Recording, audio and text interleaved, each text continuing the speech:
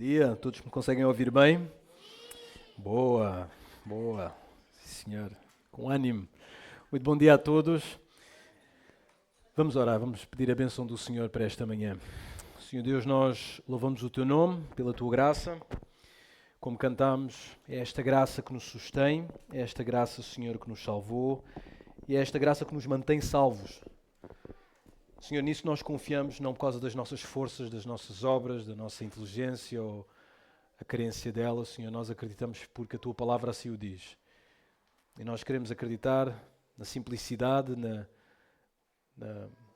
clareza da Tua palavra, quando nos diz, Senhor, que a salvação é pela graça, pela fé em Cristo Jesus. Nós acreditamos nisso, Senhor. E pedimos, Senhor, para que hoje, esta manhã, nos dês clareza para entender a Tua palavra e nos dês segurança na Tua palavra e com o Teu Espírito cries uma confiança em nós, Senhor, inabalável da Tua mensagem, do Teu Evangelho. E assim oramos em nome de Jesus. Amém. O pastor Mário deu uma tarefa deste domingo. Hoje não vamos continuar com o estudo de Mateus, mas ele deu uma tarefa, também influenciado por aquilo que temos estudado e aquilo que ele tem aprendido no Sermão do Monte, para falar acerca da segurança de salvação. A segurança da salvação. Este será o nosso tema. Nós não vamos ter tempo deste domingo para falar de tudo aquilo que podemos falar acerca da segurança ou certeza da salvação. Melhor assim, certeza da salvação.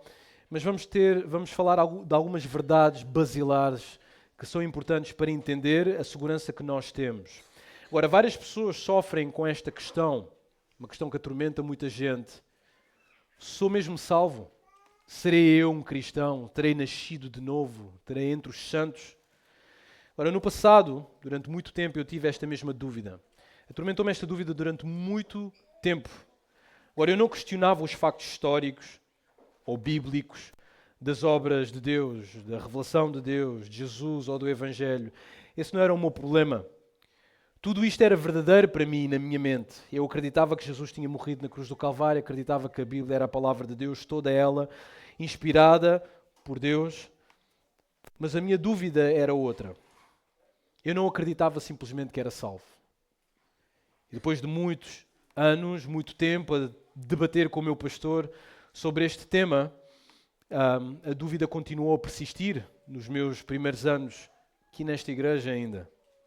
Agora, muitas coisas podem alimentar esta dúvida.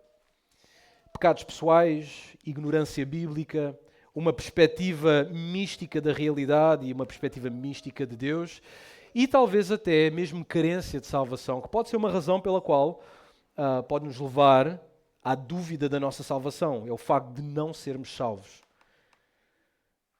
Mas o que é importante saber é que muitos podem estar a sofrer disto neste preciso momento, esta dúvida.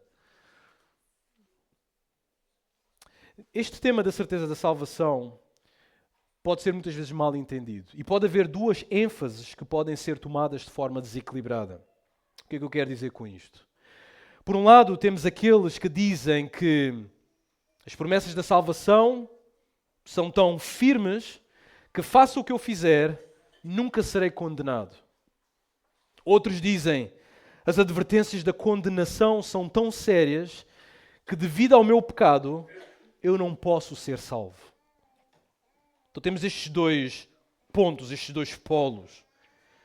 E embora que seja verdade que tantas promessas como as advertências de Deus são sérias e verdadeiras, nós temos que lidar com este tema com sensatez. Temos que ser sensatos, equilibrados, humildes e temorosos quando aplicamos estas duas verdades. Eu diria estas duas verdades verdadeiras, que as promessas de Deus são firmes para a salvação, mas ao mesmo tempo as advertências de Deus quanto àqueles que abandonam a fé e aqueles que não têm obras da sua salvação também são verdadeiras e sérias. Mas temos que lidar com isto com temor e humildade. E temos que ser sensatos, mas também temos que ser verdadeiros. Sabem, a realidade é que existem muitos que duvidam da sua salvação e que são salvos, de facto. Outros que estão certos de serem salvos, mas não o são. Alguns que desconfiam da sua salvação e de facto estão perdidos mesmo. E uns poucos que estão certos de serem salvos, confiantes que são salvos, e de facto o são. Em todos os casos que eu acabei de mencionar, existe uma avaliação ou tensão entre aquilo que é a graça de Deus e as obras. E temos uma tendência de dar ênfase na graça de Deus, negligenciando as obras, ou damos ênfase nas obras, negligenciando a graça de Deus. Mas em tudo isto, precisamos de entender algo que eu acredito que é sumamente importante, muito importante. Para as crianças, bué importante. Existem várias coisas neste mundo que nós confiamos, mas não são confiáveis. O nosso dinheiro, a nossa saúde, a nossa casa, o nosso estado, a nossa família. Confiamos nessas coisas e nem sempre essas coisas são confiáveis, mas nós confiamos. Às vezes não temos nenhuma crise existencial se o Estado vai simplesmente deixar de ser Estado ou se vai haver uma anarquia nacional. Não andamos com esse temor, com essa preocupação. Porque confiamos em coisas e muitas coisas não são totalmente confiáveis, outras não são nada confiáveis. Porém, nada é mais certo, seguro, confiável, penetrante, convincente, firme e garantido que a salvação. Nada. Não existe nada mais seguro do que a salvação. Sabe, quem promete sustento, quem promete que haverá um Estado amanhã, quem promete que haverá eletricidade nas nossas casas, dinheiro na conta bancária, são os homens que tentam garantir essas coisas. Mas a salvação, quem garante é Deus a salvação. A salvação é prometida por Deus. Agora reparem, quando a salvação é prometida por Deus, é prometida por um Deus soberano que conhece exatamente aquilo que nós somos. Deus conhece todos aqueles que estão sentados nesta sala. De frente para trás. Da mente ao coração, Deus conhece todos. E ao conhecer todos e toda a humanidade, Efésios capítulo 2, versículo 1 a 10, tem uma descrição interessante daquilo que Deus vê na humanidade. Deus descreve a humanidade desta forma. Diz que os homens estão mortos. E Paulo faz esta descrição mórbida acerca dos seres humanos. Diz que são mortos nos seus delitos e pecados. Andam nisto. Os homens estão escravos do seu pecado. Este é o estado mórbido em que eles estão. E além disso, eles são escravos do sistema deste mundo. O versículo diz que andam segundo o curso deste mundo. Não só estão presos a esse sistema como escravos, não conseguem sair do sistema. Quem é que já viu o filme do Matrix? É uma boa ilustração disto. O Matrix, as pessoas que estão dentro do sistema não se dão conta que estão dentro do sistema, estão presas, escravas. A não ser que alguém venha de fora e os liberte, que tire-os do sistema. Então este é o estado do homem, ele está preso num sistema. Ele é escravo, ele não consegue sair e ele também não quer sair. Além de ele estar escravo do sistema, o texto diz que ele é escravo ou anda segundo o príncipe da potestade do ar. Ele é, vamos colocar desta forma que toda a gente entende. O homem anda constantemente, o homem natural anda constantemente de mãos dadas com o diabo. De certa forma ele está escravo do diabo, possesso, levado pelo inimigo. Ele é escravo de Satanás, que é o espírito que atua sobre nós, que além de sermos estas coisas todas, somos filhos da desobediência. Olha, filhos da desobediência, chamar um filho, dizer que é um filho da desobediência, um desobediente, é ofensivo. Eu lembro que a minha mãe dizia-me coisas, às vezes eu ficava extremamente ofendido. Ela dizia-me, Jair, tu és um estafermo.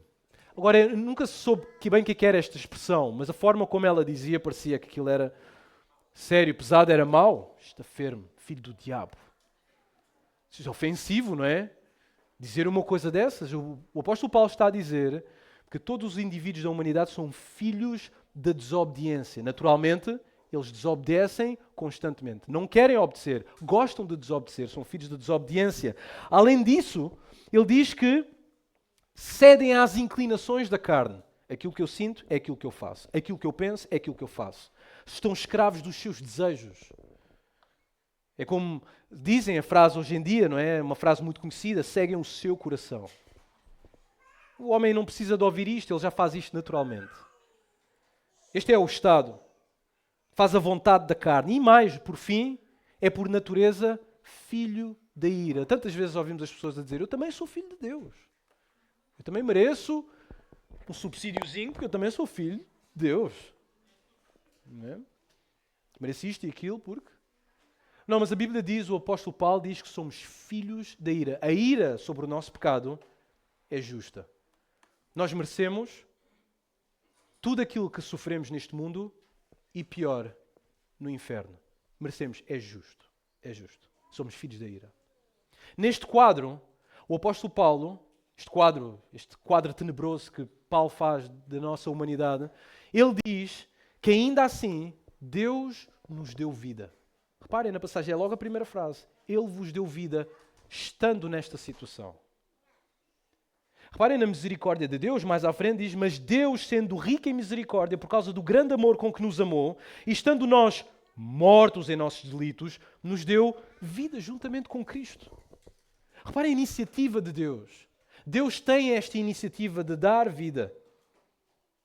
Diz mais à frente, pela graça sois salvos. Juntamente com Ele, nos ressuscitou e nos fez assentar nos lugares celestiais em Cristo Jesus, para mostrar nos séculos vindouros a suprema riqueza da sua graça e bondade para conosco em Cristo Jesus. Reparem a iniciativa do próprio Deus para contigo e comigo. Ele quis dar vida.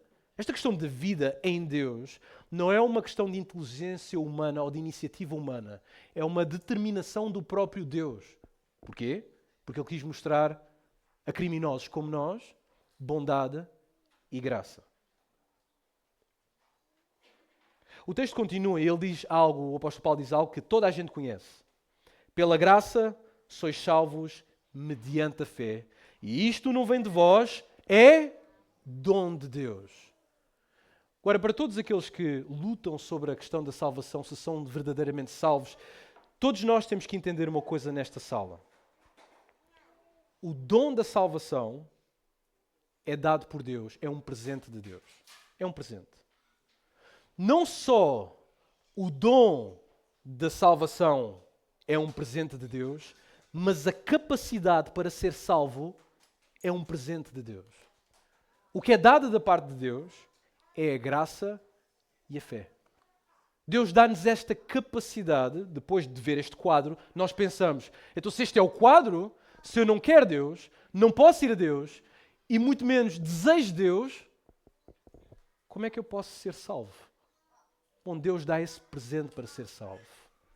Primeira coisa, a fé que nós recebemos é uma fé que garante a nossa salvação, porque não foi desenhada, feita, criada por nós. Dá para entender isto? Pela graça, somos salvos por meio da fé. Deus dá essa fé. Agora, nós pensamos muitas vezes, ok, então Deus salva-nos para ir para o céu, e tudo isso é verdade, nós somos salvos para ir para o céu. Essa é uma parte da verdade. Mas não é isso que o texto diz. Deus não nos dá a salvação e a graça para irmos para o céu. O texto continua e diz que é um dom de Deus, não por obras, para que ninguém se glorie, pois somos feitura dele, criados em Cristo Jesus, não para ir para o céu, para boas obras. Este é o objetivo da salvação. A salvação não é dada para criar crentes passivos, mas sim crentes ativos. Este é o propósito da salvação. Deus dá fé, Ele resgata, Ele moe o seu filho, Ele destrói o seu filho naquela cruz e ressuscita-o, não para dar um bilhete de entrada no céu. Não é só isso. É para boas obras. E o que é interessante é aquilo que Paulo diz a seguir. Estas boas obras foram obras que Deus preparou de antemão para que andássemos nelas. Isto é super interessante porque o que Deus está a dizer, ou o que Paulo está a dizer através de Deus, é que esta fé que nos é dada, que é dada aos seus escolhidos, que é dada àqueles que Deus determinou antes da fundação do mundo, é dada para a sua salvação. Mas não é só isso que é dado a estas pessoas. Também é dado obras. Então só este texto por si deveria ser um garante de que a salvação que Deus dá é estruturada para que seja firme. Deus salva para boas obras. E a fé que nós temos é dada por Deus. Antes de Bom, nós não vamos ter o tempo para fazer isso hoje, mas se tivermos a oportunidade, eu gostaria de falar primeiramente sobre algumas verdades que devemos considerar quando falamos sobre segurança ou certeza de salvação. Segurança ou certeza de salvação. A primeira coisa que nós temos que saber pelas Escrituras é que não existe nenhuma espécie de condenação para aqueles que estão em Cristo Jesus. Grava este texto na tua mente, Romanos capítulo 8. O apóstolo Paulo, depois de falar no Romanos capítulo 7 sobre a tensão que existe nele, da lei que está nos seus membros e a lei que está na sua mente, ele diz, desventurado homem que eu sou. Quer dizer, eu quero fazer as coisas certas, mas existe algo em mim que não permite fazer aquilo que eu sei que eu tenho que fazer. Todos nós vivemos esta tensão. Todos nós vivemos uma tensão, naturalmente, por não conseguir fazer tudo aquilo que nós sabemos que é certo. Os descrentes não conseguem fazê-lo, eles entendem que existe um problema, eles chamam uma falha na evolução, mas nós como crentes sabemos esta tensão. E sabemos que existe uma tensão no nosso coração. E sabemos que existem coisas, quando nós dizemos, lá estou eu mais uma vez a cair na mesma coisa. É essa tensão que nós sofremos, porque existe algo nos nossos membros. Mas o apóstolo Paulo, depois de falar disto, ele diz o seguinte no versículo 24 e no versículo 25 do capítulo 7. Ele diz, miserável homem que eu sou, quem me livrará do corpo desta morte? Dou graças a Deus por Jesus Cristo nosso Senhor. Assim que eu mesmo com entendimento sirva a lei de Deus, mas com a carne a lei do pecado. Versículo 1 do capítulo 8. Portanto, agora nenhuma condenação há para os que estão em Cristo Jesus, que não andam segundo a carne, mas segundo o Espírito. Este versículo devia penetrar as nossas mentes. Reparem, a segurança da salvação, a certeza da salvação, não passa só por uma série de informação que nós temos na nossa mente e de nos convencermos a nós mesmos. A segurança da salvação parte daquilo que a Bíblia diz acerca dos cristãos. E o que a Bíblia diz acerca dos cristãos é que não existe nenhuma condenação para os filhos de Deus. Além disso, aqueles que Deus escolheu e elegeu nunca cairão definitivamente. Reparem o que é que ele diz no versículo 9 e no versículo 11, ainda de Romanos. Diz, vós, porém, não estáis na carne, mas no Espírito, se é que o Espírito de Deus habita em vós. Mas se alguém não tem o Espírito de Cristo, esse tal não é dele. E se Cristo está em vós, o corpo, na verdade, está morto por causa do pecado, mas o Espírito vive por causa da justiça. Versículo 11. Se o Espírito daquele que dos mortos ressuscitou a Jesus habita em vós, aquele que dos mortos ressuscitou a Cristo também vivificará, vem? Aquele que vivificou-nos dos mortos também vivificará o nosso corpo mortal pelo seu Espírito que em nós habita. Então, aquele que nos salvou espiritualmente garante que esta salvação irá até à face final, até à eternidade. Por isso nós acreditamos, e vamos ver outras passagens mais à frente, que a salvação é imperdível. Mas é imperdível porquê? Porquê que nós não podemos perder a salvação? Tantas falhas que nós cometemos. Tu cometes falhas? Eu cometo. Porquê que nós não podemos perder essa salvação? Porque essa salvação está segura naquilo que é o Senhor Jesus Cristo. Ele salvaguarda-nos esta salvação. Perdão pela redundância. Eu soube de uma história de um professor de seminário, diretor de um seminário há muitos anos. Ele já faleceu, mas um grande erudito. E ele veio de uma família judaica. Era judeu, converteu-se, estudou no seminário, tornou-se hábil nos idiomas originais, tornou-se diretor deste seminário muito conhecido e beneficiou muito as escolas teológicas nos Estados Unidos. Quando ele chegou quando ficou avançado de idade, ele foi diagnosticado com Alzheimer. Agora, ele era um homem fiel, crente em Cristo Jesus, um homem que tinha dado grande testemunho na igreja e também no seminário, mas quando ele foi diagnosticado com Alzheimer e chegou àquela fase, o estado mais difícil do Alzheimer, ele pensava que era um judeu ortodoxo que não acreditava em Jesus Cristo. Agora, este era um homem salvo. E a pergunta que eu tenho que fazer aqui é quem é que sustenta alguém que perdeu realmente todas as faculdades do cérebro, que já não crê no Evangelho? Quem é que sustenta a salvação dessa pessoa? Nós duvidamos por muita coisa. Aconteceu isto, aconteceu aquilo, e nós duvidamos da nossa salvação. Mas quando tu tens Alzheimer, tu nem tens a capacidade de entender que estás a duvidar de alguma coisa. E quem é que sustenta a tua salvação nesse momento? Bom, meus irmãos, não existe nenhuma condenação para aqueles que estão em Cristo Jesus. Com ou sem Alzheimer. Dúvidas ou sem dúvidas. Isto é uma verdade que nós temos que abraçá-la. Não existe condenação para aqueles que estão em Cristo Jesus. Esta salvação que foi na nossa alma será concluída com o nosso corpo quando chegarmos à glorificação. O apóstolo Paulo ainda nos diz mais. Diz-nos que aqueles que Deus conheceu de antemão, predestinou, chamou, justificou e serão certamente glorificados. Reparem nesta cadeia dourada que teólogos chamam em Romanos capítulo 8, versículo 28 a 30. Mais à frente. Diz o seguinte, o apóstolo Paulo, e sabemos que todas as coisas contribuem juntamente para o bem daqueles que amam a Deus, daqueles que são chamados por seu decreto. E o apóstolo Paulo está a falar sobre a questão do sofrimento. E é interessante porque ele deixa este princípio. Uma das melhores formas, ou a forma que Deus usa para sabermos se estamos na fé, é através do sofrimento, através da perseguição e da provação, porque se a fé permanece nessa tensão, nessa dificuldade, então é uma fé genuína. E Paulo estava a passar por essa perseguição. Ele diz, eu penso na glória futura. A criação geme para ser restaurada. E ele continua, versículo 29.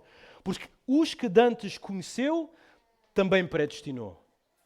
Para serem conformes à imagem do seu Filho. Vêem? O propósito da predestinação e da salvação é ser imagem do Filho. A fim de que ele seja o primogênito entre muitos irmãos, versículo 30. E aos que predestinou, a esses também chamou. Então Deus escolheu pessoas para salvar. Ele chama estas pessoas pelo Evangelho. Não só é uma chamada geral, como vocês estão a ouvir a voz que sai da minha boca e ouvem a palavra de Deus, mas uma chamada, a chamada interna. Qualquer pessoa pode resistir ao Evangelho, mas não resistirá toda a sua vida. Porquê? Porque foi predestinada por Deus. Essa pessoa foi predestinada, foi chamada, e aos que chamou, esses também justificou, foram declarados justos por causa daquilo que Cristo fez na cruz do Calvário, a sua fé colocada neste Salvador. E o que é que acontece a seguir? Qual é o próximo passo da cadeia dourada? A esses também glorificou. É uma cadeia inquebrável. Esta é uma segurança que penetra e penetrou durante séculos e tem que penetrar nos nossos corações. Aquele que Deus predestinou, Ele vai glorificar. A salvação é imperdível. Este é o garante que Deus dá. Este é o garante. Estávamos a falar no culto anterior sobre as crianças e muitas vezes nós como pais, porque temos medo se os nossos filhos são salvos ou não, às vezes fomentamos mais incredulidade nas crianças do que fé. Perguntamos, tu acreditas no Senhor Jesus Cristo como Salvador? A criança diz, sim, eu acredito. Acreditas que Ele salvou dos seus pecados, morreu há 2000 anos atrás pelos pecados, ressuscitou no terceiro dia? Sim, eu acredito. E depois nós, em vez de fomentarmos essa fé, pensamos, se calhar ele está confuso da idade. A criança confessou a fé em Cristo Jesus. A Bíblia não diz que quem confessa é salvo? Há uma música que cantamos em casa e é muito simples. Diz, meu coração era sujo, mas Cristo aqui já entrou. Com o seu precioso sangue, tão alvo assim o tornou. E diz em sua palavra que em ruas de ouro andarei, ao dia feliz quando eu criei, e a vida eterna eu ganhei. Para que complicar? Se a criança aceita isto, nós devemos dizer amém. A outra coisa que devemos dizer é, sabes, o Deus que salva é o Deus que guarda a tua salvação. Há anos, este era o meu problema. Porque eu duvidava da salvação, porque eu não entendia que o mesmo Deus que salva é o Deus que mantém a salvação. Nós fomos salvos não para ter um bilhete para entrar nos céus, fomos salvos para boas obras. Por isso é que a graça que nos salva é a graça que nos mantém salvos. Então esta cadeia diz-nos claramente que a salvação é segura. A salvação é totalmente segura. Reparem também no versículo 31, versículo 30, até o 35, o apóstolo Paulo continua e diz, que diremos, pois, estas coisas? Se Deus é por nós, quem será contra nós? Sabem, Igreja de Roma, eu tenho sofrido isto tudo. Tenho sofrido perseguições, tenho sofrido maus tratos, tenho sofrido todas estas coisas. Mas em todas estas coisas eu tenho uma confiança. Nada disto me pode separar do amor de Cristo. Eu tenho esta confiança inabalável. Versículo 32. Aquele que nem mesmo o seu próprio Filho poupou, antes o entregou por todos nós, como não nos dará também com ele todas as coisas? Deus dá-nos a salvação. Além de Ele nos dar o seu próprio Filho, Ele promete-nos todas as coisas, todas as bênçãos, tudo aquilo que Ele dá através do seu Filho é para nós. Se Ele não poupou, vai nos deixar? Versículo 33, que quem intentará a acusação contra os escolhidos de Deus? É Deus quem os justifica. Quem os condenará? Pois é Cristo quem morreu, ou antes quem ressuscitou dentre os mortos, o qual está à direita de Deus e também intercede por nós. Reparem o que Jesus faz. Jesus não dá o bilhete, salvou-te, olha, que tem aqui o bilhete de entrada para o céu até daqui a 2000 anos. Não é isso que Ele faz. Ele está no céu ao lado do Pai e cada vez que pecamos, cada vez que os nossos filhos desobedecem aos pais ou que façam alguma coisa mal na escola, se são crentes, cada vez que nós cometemos algum pecado, dizemos aquilo que não devemos, fazemos aquilo que não devemos fazer, está Jesus Cristo ao lado do Pai a dizer: tu sabes que eu morri por isto também, não é? Ele intercede por nós. Ele assumiu um trabalho de advogado por nós. Porque Cristo morreu não só pelos pecados passados, mas também pelos presentes e futuros. Ele disse: está pago. Está pago. Esta não é uma promessa minha. Aliás, tu deves irrelevar aquilo que eu estou a dizer. Não deves confiar em mim, deves confiar naquele que intercede por nós. Versículo 35. Quem nos separará do amor de Cristo? Quem? A tribulação, a angústia, ou a perseguição, ou a fome, ou a nudez, ou o perigo, ou a espada. O que é que nos vai separar do amor de Deus? Versículo 38. Porque estou certo de que nem a morte, nem a vida, nem os anjos, nem os principados, nem os potestades, nem o presente, nem o porvir, nem a altura, nem a profundidade, nem alguma outra criatura nos poderá separar do amor de Deus que está em Cristo Jesus, nosso Senhor. Nada pode separar o crente do seu Salvador. Esta é a confiança que nós temos que ter. Olhar para estes textos e dizer, quando eu estou com as dúvidas, pelo menos chegar ao pé do Senhor e dizer: Senhor, a tua palavra diz que nada me pode separar de ti. Nada daquilo que está na criação, nem nos céus nem na terra. Isto inclui as minhas dúvidas da minha mente, o meu cérebro agora. Nada pode separar do amor de Deus que está em Cristo Jesus. Esta é a obra de Deus, porque Cristo morreu pelos nossos pecados. Enquanto eu estava sentado no culto passado a ouvir as músicas, eu lembrei-me de dois textos que demonstram o quão efetivo foi o sacrifício do Senhor Jesus Cristo. Vejam em 1 Coríntios, mais uma declaração do apóstolo Paulo em 1 Coríntios capítulo 6, uma descrição que ele faz acerca da humanidade, de nós. E vejam o que ele diz aqui em 1 Coríntios capítulo 6, versículo 8 até ao versículo 11. Ele diz: mas vós mesmos fazeis a injustiça e fazeis o dano, e isso aos irmãos. Não sabeis que os injustos não hão de herdar o reino de Deus?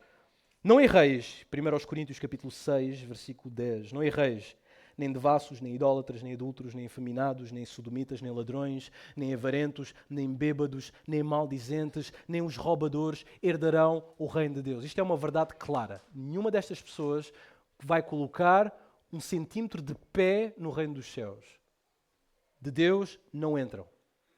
Pois Paulo diz no versículo 11: e é o que alguns têm sido, mas haveis sido lavados. Mas haveis sido santificados, mas haveis sido justificados em nome do Senhor Jesus, pelo Espírito do nosso Deus. Imagina estas pessoas, o sodomita, alguém que estava a passar por algum tipo destes pecados, olhava para o vinho e dizia: estou com uma tentação de passar a noite ali naquele café. Alguém que passou toda a sua vida a fornicar, vê alguma coisa na televisão, apetece-me mudar o canal, apetece-me ir com aquela pessoa, tem todos estes desejos. Depois ela pensa: se calhar eu não sou salvo. E depois cai, e depois diz: não, agora é que eu não sou salvo mesmo. O apóstolo Paulo diz que estas pessoas que tinham esta vida foram lavadas pelo sangue de Jesus. Agora, o que eu não estou a dizer, irmãos, é que as obras não devem mostrar a nossa salvação. Não é isso que eu estou a dizer. O que eu estou a dizer é que quando Deus salva, Ele efetivamente salva.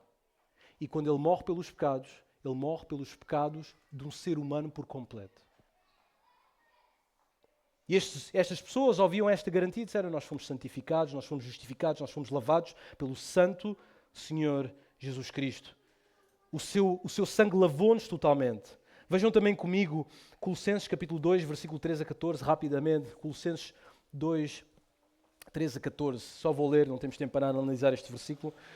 Mas vejam o que o apóstolo Paulo diz aqui no versículo 13. Quando vós estáveis mortos nos vossos pecados e na incircuncisão da vossa carne, vos vivificou juntamente com ele, perdoando quantas ofensas? Que nível de ofensas? Que tipo de ofensas?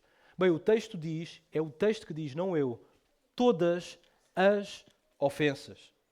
Havendo riscado a cédula que era contra nós nas suas ordenanças, a qual de alguma maneira nos era contrária, e a tirou do meio de nós, cravando-a na cruz.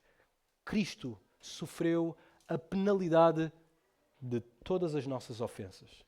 Isto tem que ficar claro na nossa mente. Há muita gente que tem dúvida da sua salvação, não tem a certeza. E muito dessa incerteza baseia-se em alguma percepção subjetiva daquilo que elas pensam acerca delas e não da clareza das Escrituras sobre a salvação.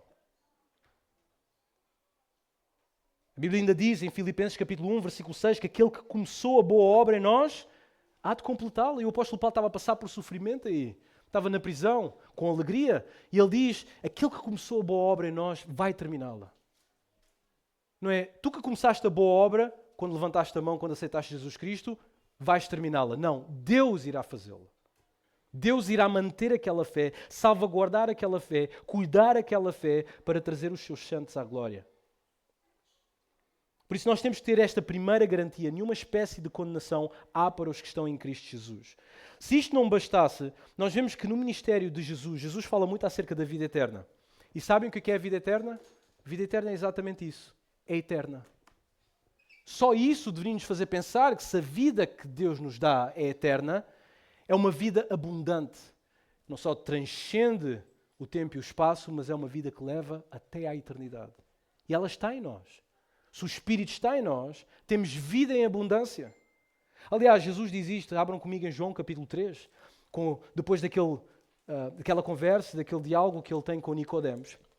Não sabemos ao certo se é Jesus que diz isto ou o autor, mas ele diz em João capítulo 3, versículo 36, logo a primeira parte do versículo.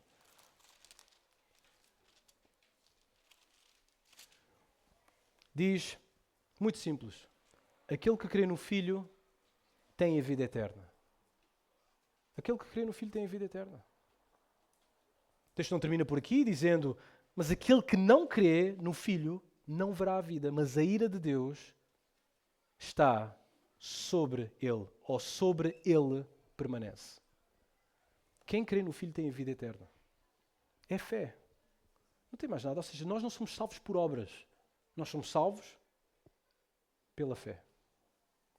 Crer no Senhor Jesus Cristo. O tema da vida eterna é muito importante. Mesmo Jesus, quando fala com a mulher samaritana, no capítulo 4, vejam comigo, versículo 41 e versículo 13 e versículo 14. Ele diz o seguinte, falando com esta mulher sobre aquela discussão sobre água e quem tem água verdadeira e matar a sede e tudo mais. Jesus diz no versículo 13, Jesus respondeu e disse-lhe, qualquer que beber desta água, tornará a ter sede. Essa água, senhora samaritana, tu podes beber o quanto tu quiseres, a sede vai permanecer. Contudo, versículo 14, mas aquele que beber da água que eu lhe der, nunca terá sede.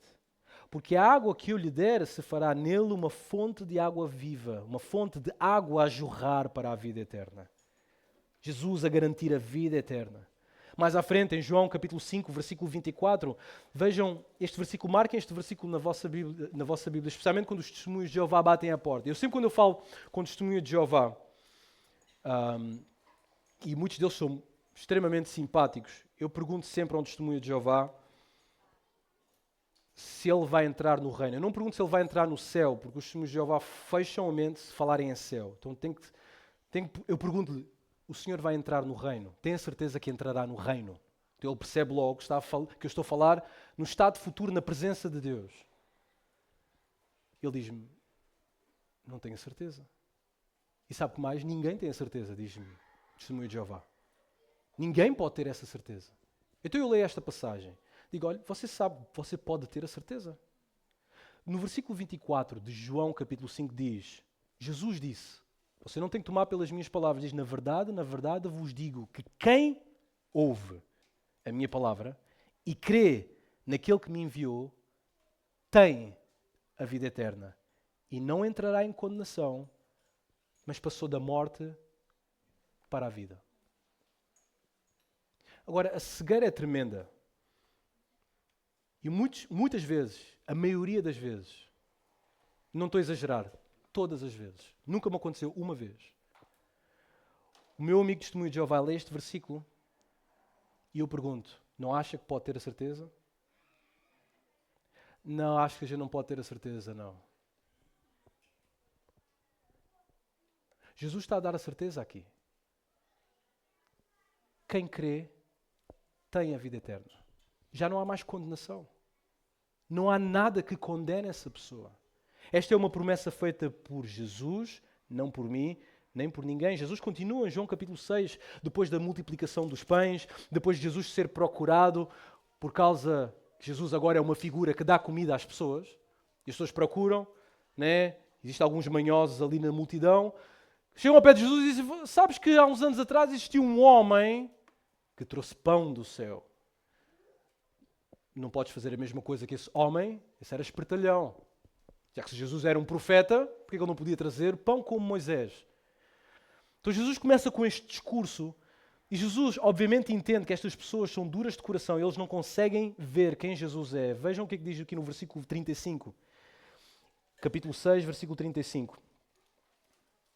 E Jesus lhes disse, eu sou o pão da vida. Aquele que vem a mim não terá fome, e quem crê em mim nunca terá sede. Versículo 37.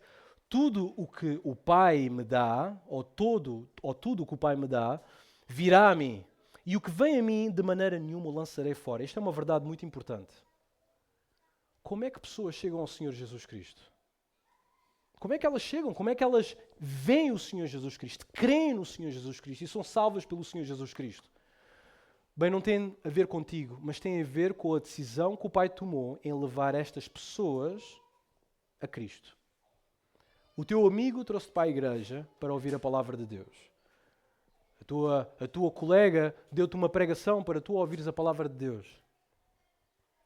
Se tu foste salvo, quem te levou não foi o teu colega, foi Deus que te levou ao Filho. Uma vez levado ao Filho, Jesus Cristo não lançará fora ninguém.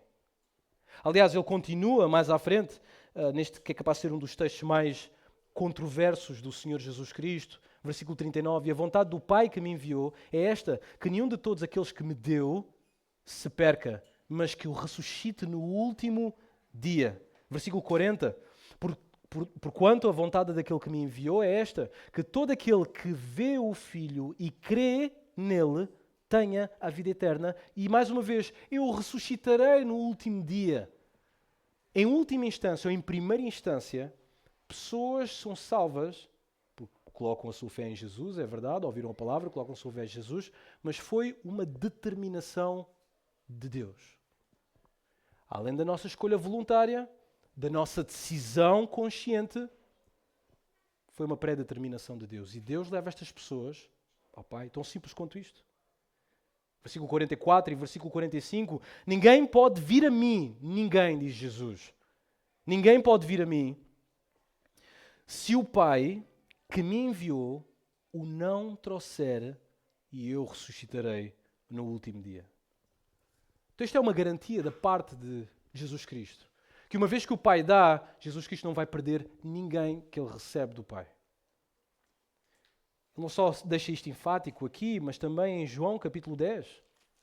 João capítulo 10, quando Jesus tem este discurso sobre o bom pastor. Reparem o que é que ele diz no versículo 25, não só o bom pastor, mas ele é a porta, versículo 25 até o versículo 28, ele diz, respondeu-lhe Jesus, já vos tenho dito, e não credes. As obras que eu faço em nome de meu Pai, essas testificam de mim. mas vós não queredes. E porquê que não creem? Bom, Jesus continua.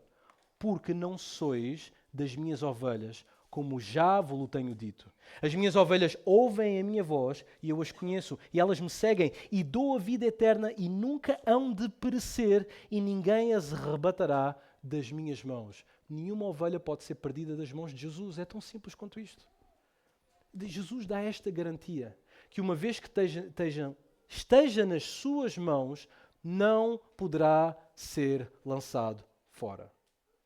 A doutrina da perda de salvação é nada mais, nada menos, uma heresia que escraviza as pessoas. Porque a pessoa pensa, a lógica é, sim, a salvação não é por obras, mas manter-me salvo é. Porquê? Porquê que não é graça também? Depois de ler estes textos, é graça de Deus. Deus nos mantém salvos. Tanto conscientes ou não, estando com Alzheimer ou sem Alzheimer. Deus mantém os seus filhos salvos, Ele salvaguarda os seus filhos. Então, não existe nenhuma condenação para aqueles que estão em Cristo Jesus. Segundo, muito rápido. Ao mesmo tempo, nas Escrituras, nós temos advertências. Não temos só as promessas da parte de Deus, que a salvação não pode ser perdida, mas temos advertências.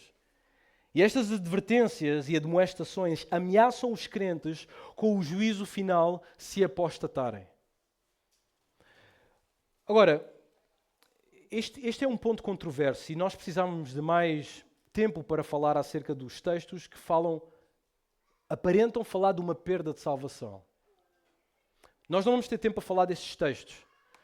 Mas estes textos, em vez de falarem de uma perda de salvação, eles estão a falar da capacidade de haver pessoas na igreja que abandonam a fé, que caem da graça, que se tornam apóstatas.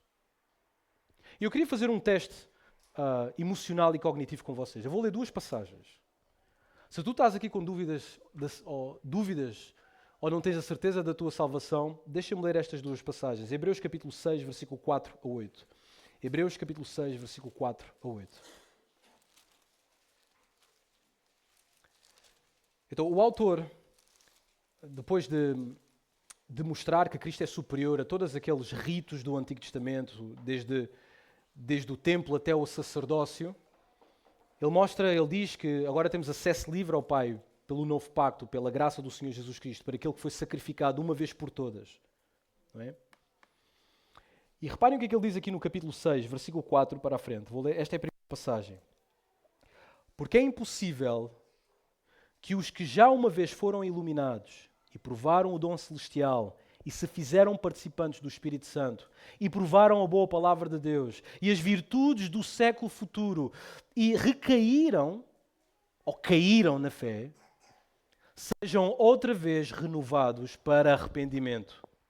Pois assim, quanto a eles, de novo crucificaram o Filho de Deus e expõem o Filho de Deus à vergonha. Para deixar isto claro, ele agora usa uma ilustraçãozinha para entendermos aquilo que ele está a tentar ensinar. Versículo 7 e versículo 8 diz: porque a terra que embebe a chuva que muitas vezes cai sobre ela e produz erva proveitosa para aqueles por quem é lavrada, recebe a bênção de Deus. Mas tem outra terra também. Versículo 8. Mas a que produz espinhos e abrolhos é reprovada e perto está da maldição. O seu fim, então, é ser queimada. Vejam outro texto também, capítulo 10, versículo 25 até o versículo 31. E este é o texto, estes 2 textos falam sobre a apostasia, aqueles que abandonam fé. Okay? Reparem o que é que o apóstolo, não sei se é o apóstolo Paulo, mas o autor diz acerca deste tipo de apostasia. Versículo 25. Não deixando a nossa congregação, como é costume de alguns, antes, admoestando-nos uns aos outros, e tanto mais quanto vedes que vai-se aproximando aquele dia. Versículo 26. Porque se pecarmos voluntariamente depois de termos recebido o conhecimento da verdade, já não resta mais sacrifício pelos pecados. O que é que resta então? Versículo 27. Mas uma certa expectação horrível de juízo e ardor de fogo que há de devorar os adversários. Uau, isto é uma descrição tenebrosa daqueles que viram as costas ou se tornam adversários do Evangelho. Ele ainda continua no versículo 28. Isto conecta com aquilo que os receptores conseguem entender, porque eles são hebreus. Versículo 28, quebrantando alguém a lei de Moisés, o que é que acontece? Morre sem misericórdia, só pela palavra de 2 ou 3 testemunhas. De quanto maior castigo cuidais vós, será julgado merecedor aquele que pisar no Filho de Deus e tiver por profanado ou por profano o sangue do testamento, com que foi santificado, e fizer agravo ao Espírito da graça de Deus. Porque bem conhecemos aquele que disse: minha é a vingança, eu darei a recompensa, diz o Senhor. E outra vez, Senhor julgará o seu povo. E termina com este versículo que toda a gente conhece. Horrenda coisa é cair nas mãos do Deus vivo. Eu não vou fazer uma exposição deste texto. A minha intenção é a seguinte. Há 2 tipos de pessoas nesta sala. Há uns que olham por este texto e é completamente indiferente. Há outros que olham para este texto e não conseguem deixar de sentir um pouco de temor e perguntar: será que eu sou verdadeiramente salvo? Será que eu estou neste quadro? O que é que a pessoa faz quando está neste momento? Quando ela luta com esta dúvida, ela olha para este texto e isto faz-lhe incomodar na cadeira, faz-lhe perder o sono, faz-lhe desconfortável. O que é que ela faz? Ela só pode fazer uma coisa só: crer no Senhor Jesus Cristo e ser salvo. Estas são as boas notícias. Se eu duvido hoje, se eu tenho dúvidas, se eu tenho confusões na minha mente, porque eu sou pecador e eu vivo nesta realidade, então eu coloco a minha fé no Senhor Jesus. Senhor Jesus, eu estou com dúvidas, mas eu creio no Teu Filho Jesus Cristo. Eu creio que Ele morreu pelos meus pecados. Eu creio que há 2000 anos atrás Ele veio, viveu uma vida perfeita, nasceu da Virgem, viveu uma vida perfeita, morreu pelos meus pecados, ressuscitou ao 3º dia, e Ele chama todos os homens para que se arrependam e creiam no Senhor Jesus Cristo. Eu creio. É isto que tu tens que fazer. Mas há aqueles que é completamente indiferente. Aqueles que olham para estes textos e estes textos não criam nenhuma espécie de temor. E estes textos foram desenhados, os textos, estas admoestações, estas advertências, foram desenhadas para criar temor nos crentes. Então as advertências estão aqui para isto. Elas não anulam a promessa de Deus. A salvação é final, é dada àqueles que atendem aos avisos. Pois as advertências são os meios que Deus utiliza para preservar os seus eleitos do mal eterno. Terceiro e último ponto, e vamos ficar por aqui. Os avisos alertam os crentes para o perigo da apostasia. Agora, a Bíblia fala sobre apostasia. E isto vai acontecer na nossa igreja, não existe expectativa. Vocês não têm nenhum garante que eu não abandono a fé. Sabia como usar a forma verbal do apostatar. Vocês não têm esse garante? Eu posso apostatar da fé. Há pessoas aqui que podem abandonar a fé, cair da graça. Nós não temos esse garante. Aliás, o apóstolo João diz isto em 1 João capítulo 2. 1 João capítulo 2, porque havia crentes que estavam a ser atacados na sua fé e eles viam muitos que vinham, deixavam a igreja, abandonavam, abriam outras igrejas com outras doutrinas. Eles começavam a duvidar da salvação deles também. Se o pastor caiu, então eu sou o quê? Ele diz o seguinte no capítulo 2, no versículo 18 e 19. Filhinhos, é já a última hora, e como ouvistes que vem o anticristo, também agora muitos se têm feito anticristos, porque por onde conhecemos que é já a última hora. Versículo 19. Saíram de nós. Bem, quando nós vemos as notícias e vemos as redes sociais, pensamos, não, o anticristo ou os anticristos vêm dos Estados Unidos, ou da Rússia, ou seja, onde for. Da igreja? Bem, é isso que o apóstolo João diz. Estes saíram de nós. Eles eram os nossos membros. Eles tomavam o seio do Senhor. Eles pregavam a palavra. Eles davam fundamentos da fé. Eles ouviam pregações atrás de pregação. Eles faziam um curso das finanças, eles estavam na plantação de igrejas, eles iam a todas as conferências possíveis e imagináveis e nós fazemos muitas durante o ano. Como é que é possível? Bom, eles saíram de nós, mas não eram dos nossos. Porque se fossem de nós, simples, eles ficariam connosco. Mas eles não ficaram connosco. E isto é para que se manifeste que não são todos de nós. De todas as más notícias que eu posso dar, deixem-me dar esta. Isto é uma realidade aqui. Nem todos os que estão aqui fazem parte do corpo de Cristo. Já pensaste nisso? Nem todos. Nós conhecemos quase todos aqui. Mas nem todos, tristemente, são dos nossos. Essa é a verdade. Assim como é garantido que a salvação é dada e é salvaguardada por Deus, também é garantido que todos aqueles que estão aqui, nem todos são dos nossos. Agora, eu não estou a dizer que crentes não podem cair, ir, voltar. O que eu estou a dizer é que um verdadeiro crente não pode permanecer caído e morrer caído sem arrependimento. Ele nunca foi dos nossos. Ponto. Então os textos esclarecem, estas advertências esclarecem quem são verdadeiramente crentes em Cristo Jesus. Mostram quem são os crentes genuínos. E a apostasia indica que a sua fé não era genuína.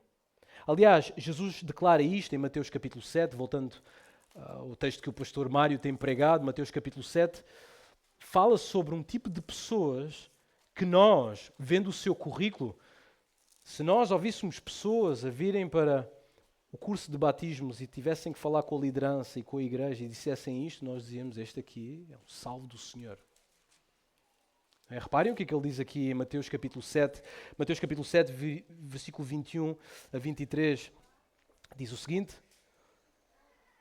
Diz, nem todo o que me diz Senhor, Senhor, entrará no reino. Cantamos, a Deus seja a glória. A Deus seja a glória. A Deus. Não façam essa cara, estou a tentar, está bem? Muitos de nós cantamos essa música. Imaginem diante dos céus, o desespero será tanto por as portas estarem fechadas que as pessoas vão usar todo o tipo de argumentos para convencer Jesus. Eu era dos teus. Até as coisas mais ridículas. Viste quando eu cantava a Deus seja a glória? Viste quando eu estava na fundação de igreja? Viste quando eu estava lá? Eu estava lá. Mas estas pessoas dizem todo o tipo de coisas. Jesus diz aqui no versículo 21, em tudo o que me diz Senhor, Senhor entrará no reino dos céus, mas aquele que faz a vontade de meu Pai que está nos céus. Vejam o discurso e a homilia, aquilo que estas pessoas dizem diante do Senhor. Muitos dirão naquele dia, Senhor, Senhor. Perguntamos nós a Ti que sabes todas as coisas. Omnisciente, Rei dos Reis. Não profetizamos nós em Teu nome? Senhor, e em Teu nome não expulsamos demónios? E em Teu nome não fizemos muitas maravilhas? Senhor. E então lhes direi abertamente, nunca vos conheci, apartai-vos de mim, vós que praticais a iniquidade. Agora, esta é uma declaração chocante da parte de Jesus, provavelmente uma entre as mais chocantes. Agora, não é totalmente claro se estas pessoas estão a falar a verdade. Muitos assumem que estas pessoas estão a dizer a verdade, não é? Mas não é claro isso. E não é certo que eles tinham feito verdadeiramente isto. Uma coisa é certa, eles careciam de salvação. Isto é claro no texto. Obviamente, eles não estavam a ser totalmente verdadeiros com o Senhor, e aqui apanhamos estes homens e mulheres numa mentira. Porque quando Jesus disse o seguinte, vós que praticais a iniquidade. Essa é a tendência, não é? De exaltação das virtudes para encobrir a iniquidade. Eu vejo a vossa iniquidade. E a vossa iniquidade, e era a iniquidade que eles tinham, não era reconhecida, não era sofrida, não era confessada. Por isso eram pessoas não arrependidas. Estavam dependentes das suas obras para entrar no reino. Não confies nas tuas obras como garante da tua salvação. Confia nas promessas. As tuas obras são importantes. Fomos criados para as boas obras. As obras servem. Mas confia na palavra do Senhor. Hoje pode ser o dia de salvação.